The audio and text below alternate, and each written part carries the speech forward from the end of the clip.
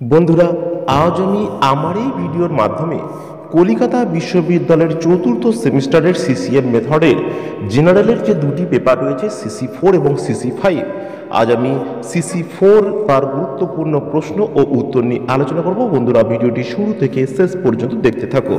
আর আমার কোচিং সেন্টারের WhatsApp number হলো 9007387901। এখানে দশম থেকে স্নাতক শ্রেণীর বিভিন্ন বিষয়ের উত্তরের PDF পাওয়া যায়। যাদের প্রয়োজন হবে স্ক্রিনে দেওয়া নাম্বারে হোয়াটসঅ্যাপের মাধ্যমে যোগাযোগ করতে পারবে। তো চলো আমরা ভিডিওটি শুরু করি। প্রথমে তোমাদের দেখে নাও যে সিলেবাসটা কি রয়েছে। এখানে মোট 7টি, মডিউল 1-এ 4টি অধ্যায় এবং মডিউল 2-এতে 3টি অধ্যায়, মোট 7টি অধ্যায় রয়েছে। তার ভিত্তিতে গুরুত্বপূর্ণ কিছু বড় প্রশ্ন আমি এখানে দিয়েছি। তবে এই প্রশ্নগুলি তোমাদের কুড়ি আকারে যে প্রশ্নপত্র পড়ে সেখানে কিন্তু তোমরা পেয়ে যাবে। তা প্রাচীন ভারতীয় রাষ্ট্রচিন্তার প্রকৃতি ও বৈশিষ্ট্য আলোচনা করো। প্রাচীন ভারতীয় রাষ্ট্রচিন্তার প্রকৃতি ও বৈশিষ্ট্য। পরবর্তী প্রশ্ন খুবই ইম্পর্টেন্ট প্রশ্ন, 5-এও আসতে পারে এবং 20-তেও আসতে পারে। কৌটিল্যের সপ্তাঙ্গ তত্ত্বের পরিচয় দাও। কৌটিল্যের সপ্তাঙ্গ তত্ত্ব খুবই গুরুত্বপূর্ণ প্রশ্ন। তবে এখানে যে প্রশ্নগুলি বলবো, যেগুলো গুরুত্বপূর্ণ বলবো, সেগুলো কিন্তু খুবই ভালো করে করবে। কৌটিল্যের দণ্ডনীতি আলোচনা করো। এই প্রশ্ন খুবই গুরুত্বপূর্ণ প্রশ্ন, এই প্রশ্ন আসার সম্ভাবনা খুবই প্রবল। দণ্ডনীতি, কৌটিল্যের দণ্ডনীতি এবং সপ্তাঙ্গ প্রবাহ, এই দুটির মধ্যে যে কোনো একটি প্রশ্ন তোমরা কমন পেয়ে যাবে। পররাষ্ট্র পররাষ্ট্রনীতি কূটনীতি সম্পর্কে, পররাষ্ট্রনীতি কূটনীতি সম্পর্কে কৌটিল্যের মত পার্থক্য করো। এটা কৌটিল্যের পররাষ্ট্র কূটনীতি সম্পর্কে আলোচনা। তবে এই প্রশ্নটিও দেখে রাখবে, খারাপ প্রশ্ন নয়। তবে প্রথম যে দুটি কৌটিল্যের বললাম, ওই দুটোর মধ্যে যে কোনো একটা তোমরা পেয়ে যাবে।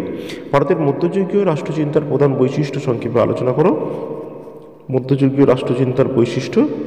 পরবর্তী খুবই ইম্পর্টেন্ট প্রশ্ন, বার্নির আদর্শ রাষ্ট্র ব্যবস্থা বিষয়ে একটি টিকা লেখো। বার্নির আদর্শ। আর মধ্যযুগীয় উন্নত মধ্যযুগীয় রাষ্ট্রচিন্তায় বার্নির আদর্শ রাষ্ট্র ব্যবস্থা সম্পর্কিত ধারণার প্রধান বৈশিষ্ট্য সম্বন্ধিত আলোচনা। এই প্রশ্নটি বেশি গুরুত্বপূর্ণ প্রশ্ন।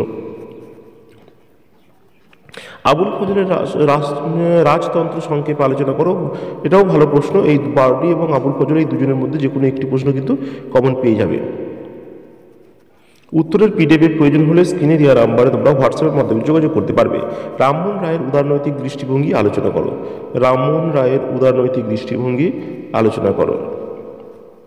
স্বরাজ সম্পর্কে গান্ধীজির ধারণা আলোচনা করো। গুরুত্বপূর্ণ প্রশ্ন, স্বরাজ সম্পর্কে গান্ধীজির ধারণা। পরবর্তী প্রশ্ন, গান্ধীজির রাষ্ট্রচিন্তার মূল বৈশিষ্ট্যগুলি লেখো। খুবই গুরুত্বপূর্ণ প্রশ্ন। অহিংস সম্পর্কে গান্ধীজির ধারণা দাও। খুবই ইম্পর্টেন্ট। অহিংস এবং সত্যাগ্রহ, এই দুটি গান্ধীজির সত্যাগ্রহ সম্পর্ক, অহিংস এবং সত্যাগ্রহ, এই দুটি খুবই গুরুত্বপূর্ণ প্রশ্ন।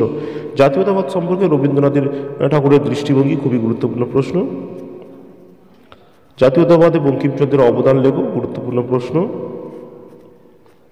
জাতীয়তাবাদের বিকাশে বিবেকানন্দের অবদান আলোচনা করো।